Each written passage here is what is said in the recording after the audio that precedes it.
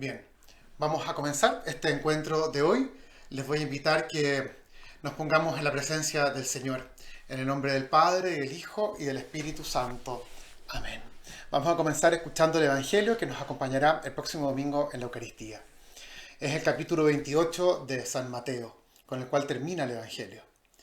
Después de la resurrección del Señor, los 11 discípulos fueron a Galilea, a la montaña donde Jesús los había citado. Al verlo, se postraron delante de él. Sin embargo, algunos todavía dudaron. Acercándose, Jesús les dijo: Yo he recibido todo poder en el cielo y en la tierra.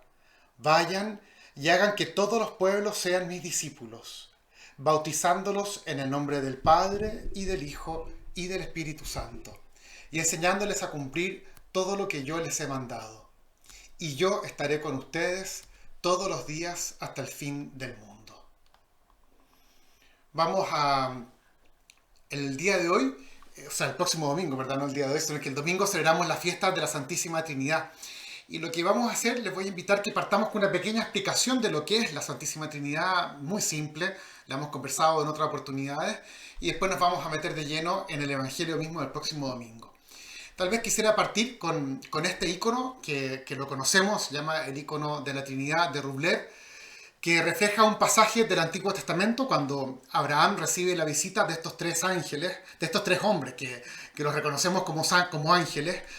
Ángeles porque llevan la buena nueva, porque le llevan la gran noticia a Abraham de que va a ser padre. Y Rublev los pinta, entiendo que es del siglo XVI, siglo XV, XVI, los pinta a estos tres hombres, a estos tres ángeles, representando en ellos a la Santísima Trinidad. Algunas cosas de la teología que están presentes en este icono. Tal vez lo primero es que los tres son iguales, si los vemos son iguales, totalmente iguales en la forma, iguales en el tamaño, y eso quiere reflejar que el misterio de la Trinidad consiste en que nuestro Dios es tres personas que comparten una misma naturaleza divina. Y esa naturaleza divina hace que los tres sean iguales en dignidad, iguales en veneración, existen desde siempre los tres, son iguales, la naturaleza divina es la que comparten estas tres personas de la Santísima Trinidad. Pero al mismo tiempo no es un Dios que podríamos decir unipersonal, sino que es un Dios que se da en tres personas, y así lo manifiesta la Escritura. Cristo, y sobre todo Cristo, ¿cierto? Cristo nos muestra el rostro del Dios Padre. Él mismo se llama y es el Hijo de Dios. Y también derrama el Espíritu que a Él lo mueve, que a Él lo lleva a entregar la vida, lo derrama sobre nosotros. Entonces, lo primero que tenemos que decir es que en la Sagrada Escritura nunca se habla de la Santísima Trinidad como concepto, pero aparece totalmente cada una de las personas divinas a lo largo de la Sagrada Escritura. De hecho, desde la primera página del Génesis, encontramos la presencia del Espíritu, encontramos al Padre que va creando a través del Verbo, que ahí reconocemos también a Cristo. Y toda la Sagrada Escritura será una historia de Dios que se nos manifiesta. Cristo le pone rostro concreto, ¿cierto?, a Dios. Y nuestro Dios, que era invisible, dice San Pablo, se ha hecho visible en Cristo. Pasan 400 años y la Iglesia, frente a ciertos conflictos teológicos que empiezan a surgir, se ve la necesidad de definir este dogma trinitario. Primero define quién es Cristo, es el conflicto que verdaderamente hay, y luego va a definir este dogma trinitario, que los tres son personas distintas, son individualidades distintas. El Padre no es lo mismo que el Hijo no es lo mismo que el Espíritu, son distintos, se diferencian en algunas cosas. Bueno, el Padre en que es Padre, suena como obvio, pero el Hijo en que es Hijo, ¿cierto? Y no es Padre, el Hijo no es Padre, el Hijo es Hijo. Y el Espíritu, esa fuerza, esa relación de amor que se da entre ellos. Esa igualdad y esa diversidad. Y eso es muy bonito porque ya nos habla de nuestra experiencia religiosa, nuestra experiencia de fe, consiste también en formar parte de ese misterio de Dios. Participamos de él en Cristo. Si vemos este icono de Rublev, el que está a la izquierda, el que está con un manto dorado, ese es el Padre. El que está en el centro, de hecho el Padre está bajo la casa de Abraham, que aparece atrás, pero que es la casa del Padre, donde Cristo finalmente va a retornar. El del centro, que tiene el manto rojo con el manto azul, que el azul es la divinidad y el rojo es la humanidad, ese es Cristo. Que está con la mano indicando las dos naturalezas que Él tiene. Él es Dios y Él es hombre. Está bajo un árbol, que es el árbol de la cruz, ¿cierto? Y está mirando al Padre. el que me ve a mí, ve al Padre, dice Cristo. Nosotros ponemos la mirada en Él, inmediatamente nos lleva hacia el Padre. Y a la derecha vemos el Espíritu, que aparece mirando hacia la tierra también, que aparece con este color verde que tiene que ver con esa acción del Espíritu en nosotros. Y sobre él no se ve bien, pero aparece el monte. Un monte porque el Espíritu, porque Dios se manifiesta en el monte también. Y el Espíritu tiene que ver con eso. Bueno, hay montones de cosas en este icono. Lo interesante es que nosotros nos sentamos a la mesa junto a estos tres ángeles. Nosotros formamos parte de este misterio de Dios. No es algo que contemplamos solamente, sino que participamos de él. Hay mucho más que decir, pero no me quiero alargar. Yo lo que les quiero comentar ahora tiene que ver con el Evangelio del próximo domingo, que es que lo hemos escuchado y que nos da unas pistas interesantes sobre la labor con la cual nosotros quedamos. Ya lo hemos escuchado, el domingo pasado lo escuchamos en la fiesta de la Ascensión, escuchamos parte del Evangelio que lo escuchamos en Marcos, hoy día vamos a escuchar en Mateo, pero es este envío que hace Cristo a sus discípulos. En Mateo, el Señor manda a los discípulos, los manda a Galilea. Fíjese que el Señor, en los otros tres evangelios, la ascensión del Señor sucede en Jerusalén. De hecho, hablamos que sobre el huerto, sobre el monte de los Olivos, sería el lugar donde el Señor habría ascendido al cielo. Pero en Mateo los envía a Galilea, como dice. Después de la resurrección, los 11 fueron a Galilea. Deben regresar a Galilea. Ellos han experimentado a Cristo resucitado, pero todavía tienen que adherir a Él. Ese es el proceso del cual nos narra este evangelio. Algunas cosas interesantes de este evangelio. En primer lugar, que son 11. En Galilea, antiguamente eran 12, pero ahora en Galilea son 11. Antiguamente cuando acompañaban a Jesús estaban los 12, pero es un grupo que está herido. Es un grupo donde hay uno que se alejó. El caso de Judas, ¿cierto? Que el evangelio no habla de traición cuando habla de Judas, sino que Judas lo entregó. ¿Qué es lo que sucede con Judas? Él creyó que Jesús era peligroso para su tradición religiosa y para la vida de su pueblo. Judas lo entregó a la autoridad pensando en que tenía que hacer de alguna forma como detenido, había que parar a Jesús. Judas no se dejó liberar por Cristo de sus concepciones religiosas antiguas, sino que siguió con sus propias convicciones. Esa es la historia de Judas. ¿Qué es lo que sucede con estos 11 que nos presenta el Evangelio de hoy? Dice que van a la montaña donde Jesús los había citado, al verlo se postran ante él y sin embargo todavía tienen dudas. Están con Cristo, están ante Cristo. Ellos lo vieron resucitado, se encontraron con él, comieron con él y sin embargo todavía tienen dudas, dice el texto. ¿Qué pasa con estos 11? Que son personas que no son muy seguras, que tienen miedo, tienen dudas. ¿Cuál es el miedo que ellos tienen? Bueno, ellos conocen al resucitado, lo han experimentado y descubren que tienen que cambiar su vida. No pueden seguir igual que siempre. Ahora saben que Jesús hablaba en serio cuando decía que hay que entregar la vida. Para tener vida hay que entregar la vida. Ellos ya saben que eso se ha cumplido en Cristo. Ellos ven que Cristo entregó la vida y al mismo tiempo se mantiene vivo. Entonces, ellos se dan cuenta que tienen que cambiar sus expectativas, sus sueños, sus pretensiones. Tal vez buscaban la fama o la riqueza o no lo sé, no tienen tanta claridad. Pero ellos se dan cuenta que esta propuesta de Cristo incluso va un poco contra la propuesta de los profetas. Los profetas hablaban de un triunfo de Israel por sobre las otras naciones. Esas son las dudas que tienen los discípulos. Lo interesante es que estos 11 que aparecen aquí es nuestra historia, es nuestra iglesia débil, con algunos que ya no están, ¿cierto? Una iglesia que cree y que al mismo tiempo tiene dudas. A nosotros nos pasa, lo conversamos todos los martes, ¿cierto? Es difícil aceptar la propuesta de Cristo. No es tan obvia. Aunque lo conozcamos, no es tan fácil adherir a Él. Jesús los manda a ir a Galilea, donde estuvieron con Él por 3 años. Y es muy bonito porque tienen que hacer como recorrer este trayecto nuevamente. Y sucede algo que se los voy a compartir acá a través de algunas imágenes, que creo que es muy interesante, que lo primero que hace es que los invita a subir a la montaña. Ya hemos hablado muchas veces de esta montaña bíblica. No es un cerro u otro cerro, no. La montaña es el lugar donde vive Dios. Y subir la montaña es entrar en el pensamiento de Dios. Es entrar en esa propuesta de Dios.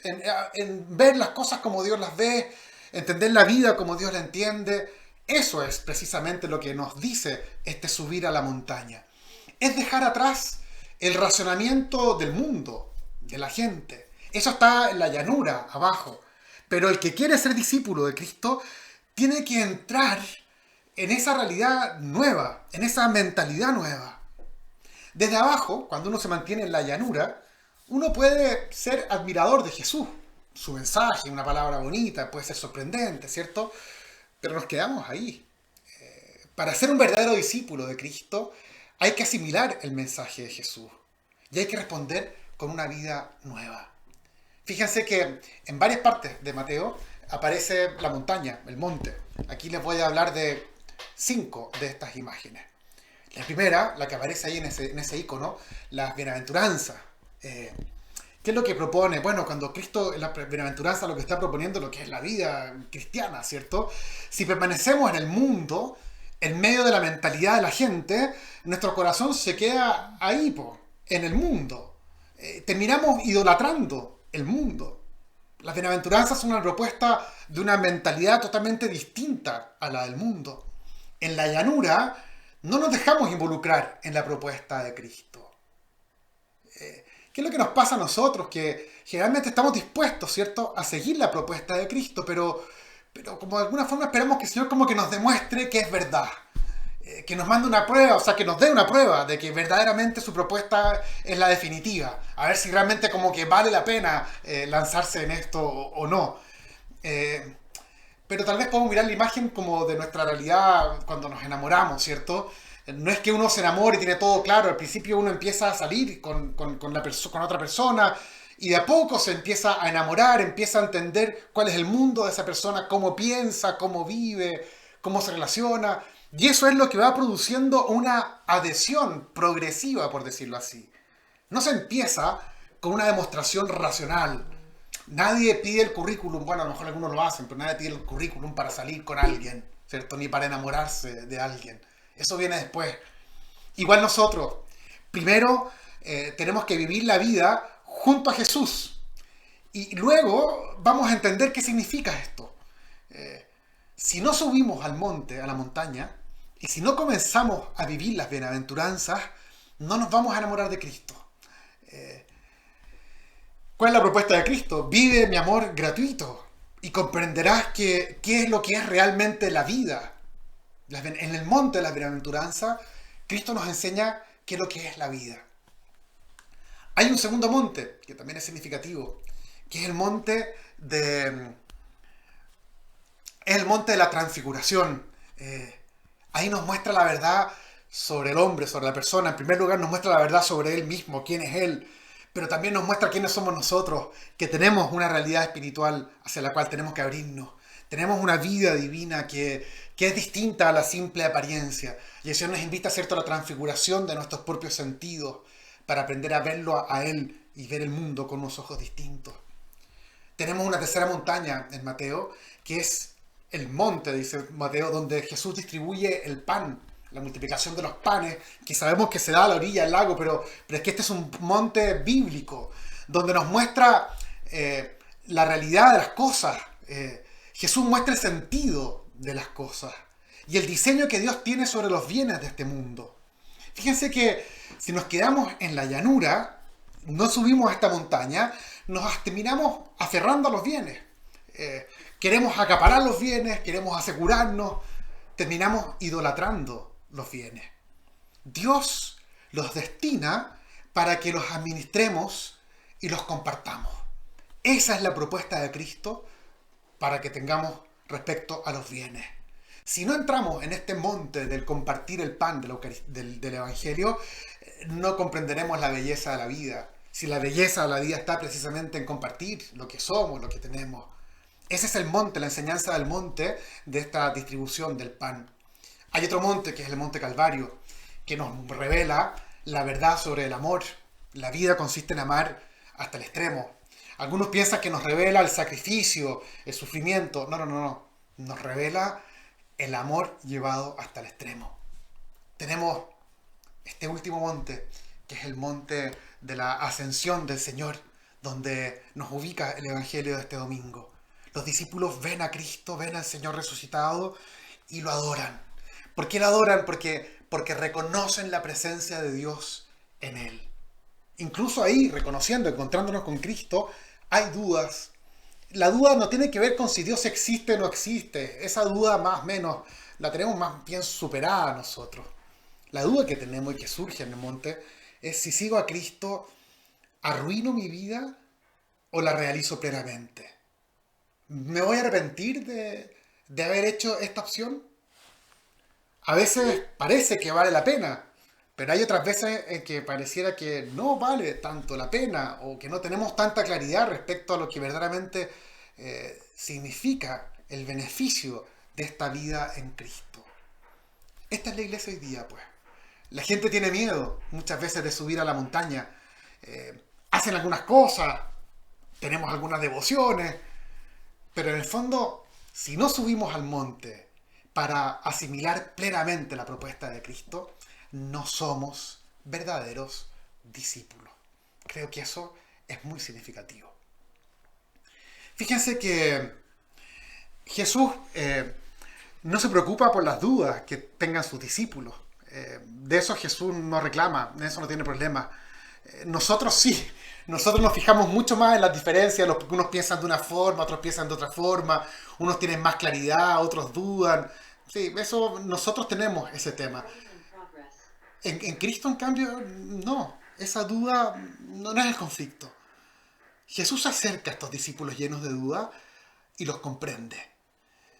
Y empieza a dar una explicación para enviarlo muy bonita. Primero que nada, se me ha concedido plena autoridad. Nosotros al tiro pensamos que es como dominar, tiene el poder, Cristo, ¿cierto?, de dominarlos a todos. No, no, no. Jesús no tiene autoridad de dominar a nadie, Él no viene para eso. La autoridad que tiene Cristo es de dar su vida, de dar alegría, de hacernos felices, de comunicarnos esa felicidad. Esa es la autoridad que el Padre le ha encomendado a Él. Este poder, Cristo lo comunica a sus discípulos. Jesús ha recibido del Padre este espíritu, esta fuerza de vida, de alegría, de plenitud. Y eso lo comunica a sus discípulos. Cristo rechazó los poderes de este mundo. Fueron las tentaciones que tuvo en el desierto, por ejemplo, o ante Pilato, en ese diálogo con Pilato. Mi poder de autoridad no es de este mundo, dice Cristo. La única vez que habla de poder es esta. El único poder que Cristo le entrega a sus discípulos es este. El poder de dar vida. ¿Y qué es lo que hace? Envía a sus discípulos para que expulsen los espíritus impuros. ¿Cuáles son los espíritus impuros, inmundos? Son aquellos espíritus, ¿cierto?, aquellas fuerzas mundanas que nos llevan a optar por la muerte y no por la vida. Y nos invita el Señor a nosotros a ser instrumentos de esa curación, de dar vida a la gente, comunicar vida para que el hombre, para que la mujer puedan vivir de forma plena su vida. Todo lo que es signo de muerte en este mundo tiene que ser vencido. Esa es la propuesta de Cristo. Y esta es la misión que le encomienda a sus discípulos. Y en este evangelio de hoy le expresa a través de 4 verbos que propone. El primero les dice vayan, pónganse en movimiento, les dice. No esperen que la gente venga a ustedes, sino que vayan. Esto lo reflejamos con tanta claridad con el Papa Francisco, ¿cierto? Cuando ha hablado de una iglesia que está en salida. Es una iglesia en movimiento. No una iglesia que se acomoda bajo sus 4 paredes, sino que una iglesia que sale de sí misma a buscar a ese hombre que tiene sed, tiene hambre y sed de Dios, no cabe ninguna duda. No guarden, dice el Señor, esta palabra y esta fuente de vida para ustedes, sino que llévenla al mundo. Esa es la primera propuesta. Vayan, primer verbo. El segundo verbo, hagan discípulos a toda la gente. El discípulo vive junto al maestro para comprender sus pensamientos, su juicio, su modo de vida. Lo vemos cuando Jesús elige a los 12, dice el texto que los eligió para que estuvieran con él. Y después para enviarlos a predicar, pero lo primero es para que estuvieran con él. El discípulo vive en Cristo y se empapa de Cristo. Es para asimilar sus valores, su forma de mirar el mundo, su misma vida. Cuando le preguntan, maestro, ¿dónde vives? ¿Cierto? Sabemos que nos están preguntando por la dirección de su casa. Le están preguntando por cuál es tu mundo. Y Jesús le responde, vengan y vean. Miren qué lindo. Vengan a compartir conmigo ese mundo. Ese es el discípulo. Y esa es la tarea nuestra, de hacer discípulos a todo el mundo, que todos entiendan que pueden entrar a formar parte de este mundo que Cristo nos propone. Y les dice, bauticen. ¿Qué es lo que es bautizar? Bautizar es sumergir en el agua. Pero el agua solamente es símbolo de la verdadera inmersión que se da en el mundo de la vida divina. Sumerjan en la vida de Dios para que todas las gentes de todos los lugares, y como decía Marco la semana anterior, decía, toda la creación entera acoja esta vida que es el amor. Que puedan acoger este espíritu que es verdadera vida. Miren qué bonito, una persona escucha este misterio, escucha la palabra de Cristo, quiere meterse en este mundo, en esta vida que Cristo propone, y para eso se bautiza. Se sumerge en el agua y se incorpora así en este mundo nuevo, en esta vida nueva. Pero precisamente significa vida nueva. Nosotros nos pasa que estamos bautizados, pero muchas veces seguimos con la misma vida de siempre, con una vida que es la que nos propone el mundo. Y por último, el cuarto verbo que les dice, enseñen. Enseñen lo que Jesús nos ha mandado. El amor, eso es lo que tenemos que enseñar. A veces nos hemos dedicado a enseñar una doctrina que está bien, pero Jesús no envía a sus discípulos a enseñar una doctrina, sino que los envía a enseñar una forma de vida desde el amor y desde la fuerza de ese espíritu para poder vivir como hombres y mujeres nuevos. Concluye con esto el Evangelio de Mateo, con una palabra que es muy contundente. Dice, yo estaré con ustedes siempre, hasta el fin del mundo. Miren qué bonito. El Dios está con nosotros, el Dios con nosotros. Es como termina el Evangelio de Mateo. Los otros pueblos, no el pueblo judío, pero los otros pueblos, tienen dioses que están en un santuario. Y hay que ir a ese santuario a rendirle homenaje, tributo a ese Dios, para que ese Dios pueda darte las bendiciones. Es la historia de todos los pueblos vecinos de Israel. Pero lo propio del pueblo de Israel es que Dios acompaña a su pueblo. Dios está con su pueblo. Lo decimos siempre que partimos la Eucaristía, ¿cierto? El Señor está con ustedes, el Señor esté con ustedes. Lo decimos 4 veces en la celebración de la misa. Es lo propio de nuestro Dios. Fíjense que en el Antiguo Testamento, Moisés, Josué, Jeremías, cuando tienen miedo, Dios les dice, no teman, yo estaré contigo. Ese es el nombre común que le da el Señor, su Dios. Ese es el nombre de Dios. Jesús va a retomar esta promesa. No tengan miedo, les dice Cristo, yo estoy con ustedes. Es el yo soy de Moisés del Antiguo Testamento. El yo soy el que soy, decimos nosotros, pero el nombre es yo soy. Aparece 6.000 veces en el Antiguo Testamento esta expresión del yo soy. ¿Qué significa este yo soy? Significa yo soy el que estoy. Yo estoy contigo siempre. Ese es nuestro Dios. Ese es el Dios que se revela en nuestra Sagrada Escritura. Yo soy el que siempre está a tu lado. Fíjense que el arca de la alianza, por eso tiene a los dos lados unas andas, desde las cuales la podían tomar y transportarla de un lugar a otro. Porque cuando van atravesando el desierto, Dios acompaña a su pueblo. Fíjense que será en el destierro en Babilonia donde los líderes espirituales van a ir reemplazando esta imagen de Dios por la figura de un Dios legislador, juez severo, distante de su pueblo, que premia al bueno y castiga al malo. Antes no era así, antes del destierro. Se convierte, por desgracia, en un Dios como inaccesible. Incluso se decía que estaba sobre el séptimo cielo. Esa es la expresión que se utiliza, Se pensaba que habían 7 cielos y para atravesar de uno a otro se demoraba unos 500 años en atravesar. Imagínense lo lejos que estaba Dios. Era un Dios inabarcable, lejísimo. ¿Qué es lo que sucedió? Entre otras cosas, se dejó de pronunciar el nombre de Dios.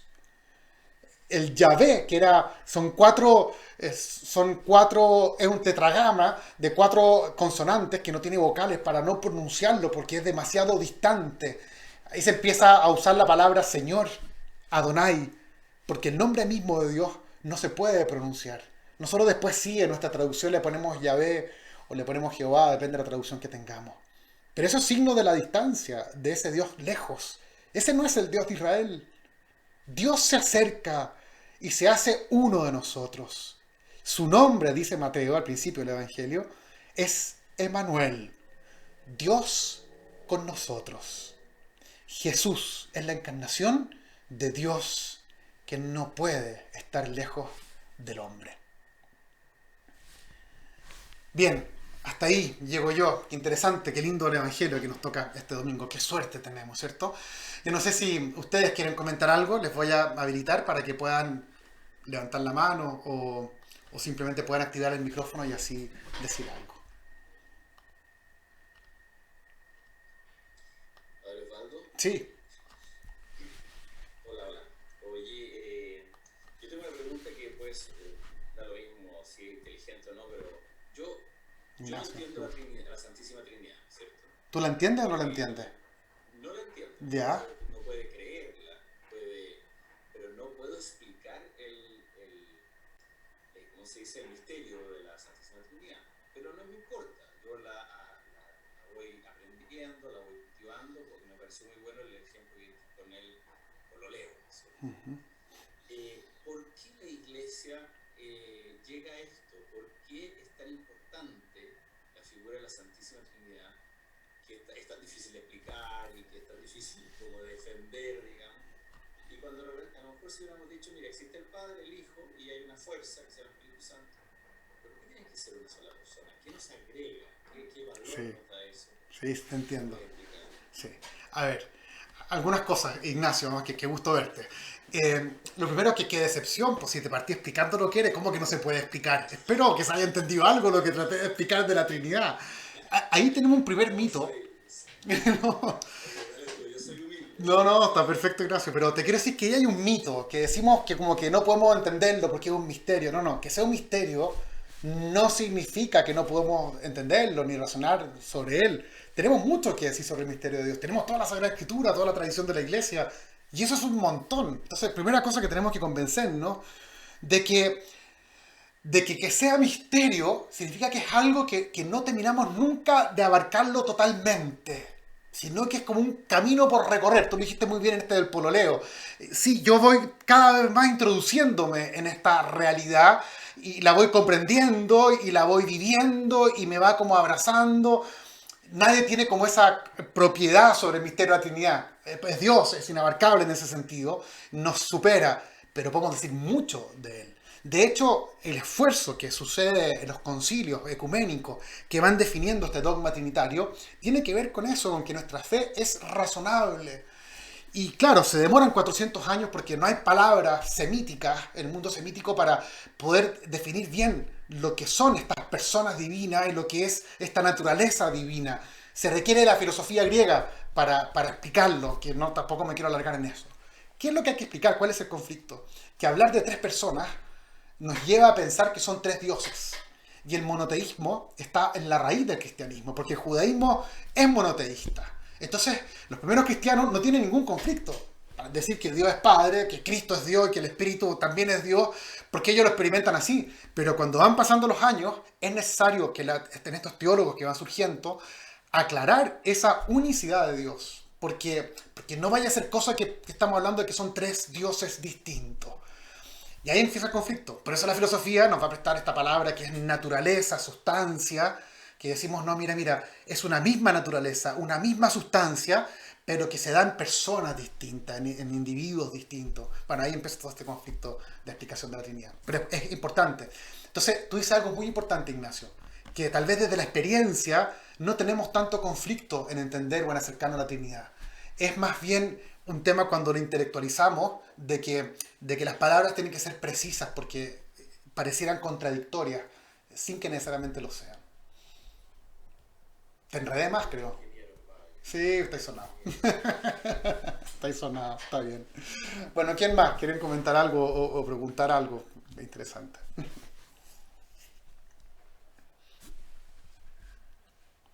Yo. Adelante, Kena, adelante. Sí, yo.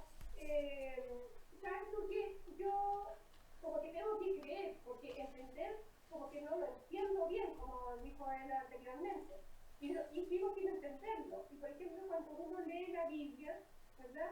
Escucha, uno la lee y entiende lo que textualmente dice. Y tú, por ejemplo, no sé de dónde sale la imaginación, perdóname que te diga, para entender lo que no se, lo que se lee o lo que no se dice. Porque, por ejemplo, uno está convencido de que subió al monte, fue a la montaña, y tú dices que no, físicamente no, o sea, se entiende de otra manera. Y eso uno no lo había imaginado nunca. A ver, Al menos de parte mía, o sea, no me lo puedo imaginar. Yo entiendo textualmente lo que se dice. sí. Por ejemplo, eso de la actividad, o sea, yo entiendo que también es una sola persona como con tres nombres distintos. No, momento, no. Mira, déjame aclararte algo súper simple que era para que vaya a confundir al resto, si no. ¿Cuántos dioses hay? Uno. Listo. ¿Y cuántas personas es Dios? Tres, pues. Padre, Hijo, Espíritu Santo. ¿Cómo que no entendí? ¿Entendiste? Eso es, pues, todo. Ahí está. ¿Qué más queremos decir? Le podemos agregar otras cosas para tratar de entender eso. Pero eso es lo que afirmamos nosotros. Respecto al otro, Kena, que es importante lo que tú estás diciendo, tenía un amigo cuando estudiaba en Barcelona que me decía que él era un cura que estudiaba diseño. Y me decía que en las clases el profesor había mostrado un cuadro del bautismo del Señor. Y le había preguntado a los alumnos qué es lo que ven ahí ustedes. Entonces uno dice, bueno, yo veo una persona echándole agua en la cabeza a otra. Y uno dice, claro, eso es lo que está en el cuadro, pero cuando uno conoce un poco la Biblia, sabe que es el bautismo de Jesús. ¿Por qué te comento esto, Kena? Porque una son las cosas que uno lee en la Biblia, pero hay un trasfondo de lo que uno está leyendo. Hay una historia que es el Antiguo Testamento, que va poniendo las palabras, que después utilizan los evangelistas. Los evangelistas siempre escriben en referencia con el Antiguo Testamento. Entonces, a medida que vamos conociendo mejor esa relación del texto del Evangelio con otros momentos de la Sagrada Escritura, vamos a tener una visión mucho más completa de esa imagen que se nos quiere presentar.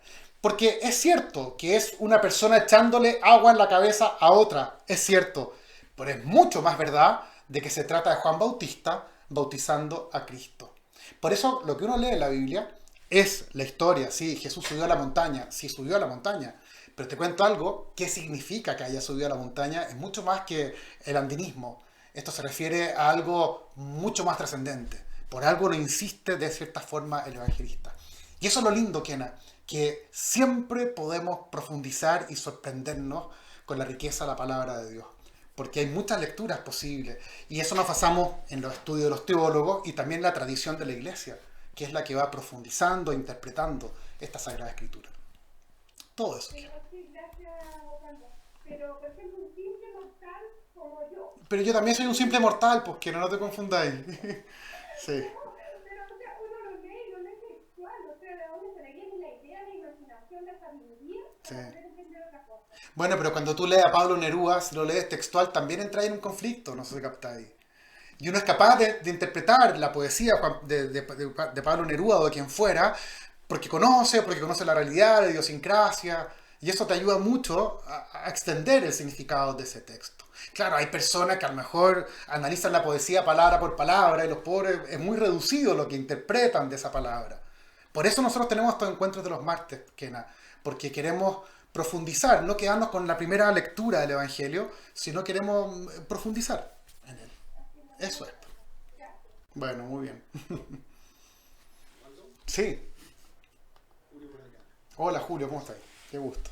No, a propósito de lo que comentaba Ignacio, evidentemente es un tema complejo de racionalizarlo, la Santísima Trinidad, pero me acordé de una vieja charla que hace muchos años daba un amigo mío y me dijo, mira, si queremos hacer el ejercicio humano de entender la Santísima Trinidad, nos vamos a decepcionar porque evidentemente queremos explicar Dios, y si queremos explicar Dios es porque tratamos de hacerlo nosotros Dios. Pero me dio 3 ejemplos muy interesantes que pueden ayudar a tratar de racionalizar. El agua. El agua, podemos encontrar 3 estados en el agua: el estado sólido, el estado líquido y el estado gaseoso. Son 3 estados distintos, pero cada uno de ellos sigue siendo simplemente agua. Un ejemplo. Otro ejemplo que veo para tratar de entender un poquito más es, ¿qué es lo que ves ahí? Yo veo un árbol. Y si el árbol tiene distintas partes, tiene ramas, tiene hojas, tiene tronco, pero eso es lo que hace que sea un árbol. Y el tronco es el tronco de un árbol, las hojas son las hojas de un árbol, etc. Entonces el Hijo es Dios, el Padre es Dios, el Espíritu Santo es esta comunicación amorosa entre el Padre y el Hijo. Pero siguen siendo todos Dios. Y también, bajándolo un poquitito más, ya en el sentido filosófico, es la explicación de las cosas. Las cosas, ¿no es cierto?, tienen elementos, por ejemplo, el largo de algo, el ancho, la profundidad. Son distintas características, pero todas de una misma cosa. Y eso me sirvió a mí como para, entre comillas, racionalizar una explicación que evidentemente es Está bien. racional. Sí, no, bien Julio, muchas gracias porque sin duda que ayuda. Mira, el único problema que tiene Julio, tus ejemplos, que son muy buenos, quiero aclararlo, es que siempre nos vamos a quedar cortos. Siempre nos vamos a quedar cortos. Entonces vamos a intentar de una forma, de otra forma, intentar, y bueno, los padres de la iglesia, ellos descubrieron en estos términos de persona y naturaleza la mejor forma de entender esta unicidad que es un solo Dios, pero que se da en diversidad de personas. Y yo creo que lo que tú dices nos ayuda mucho como a entender que muchas otras formas, eso, de que son 3, pero un solo Dios. En nuestro mundo Se puede dar también, sí. tecnología Sí. respecto de la misma esencia. Claro. Que no se da, por ejemplo, en que si yo soy ingeniero, abogado y arquitecto. No es lo mismo, porque yo soy una persona que se daría de 3 formas distintas. Esto es otra cosa. Estas son 3 personas distintas que comparten esa naturaleza divina, y eso es muy lindo. Nuestro Dios es trino, y nuestra vida también es comunitaria en relación a otro. En Dios hay relación de unos con otros. Es muy lindo. El tema de la Trinidad es muy contundente, muy contundente. Bien, pues, yo creo que dejamos hasta aquí, ¿les parece? Pues yo sé que hay un montón de preguntas respecto al tema de Trinidad, pero vamos a dejar para el próximo año también algunas de esas respuestas, porque, bueno, da para mucho. Solamente agradecerles por acompañarnos hoy día y espero que este Evangelio nos sirva para ir preparando los motores para el próximo domingo. Espero hoy también poder explicar de nuevo y con claridad en lo que es este misterio, el fundamental de nuestra fe. ¿Quién es Dios? Eso es lo que celebramos este domingo, este Dios que es trino. Que estén bien, pues. Mucho gusto, ¿ya? Hasta luego. Mucho gusto verlos, pues.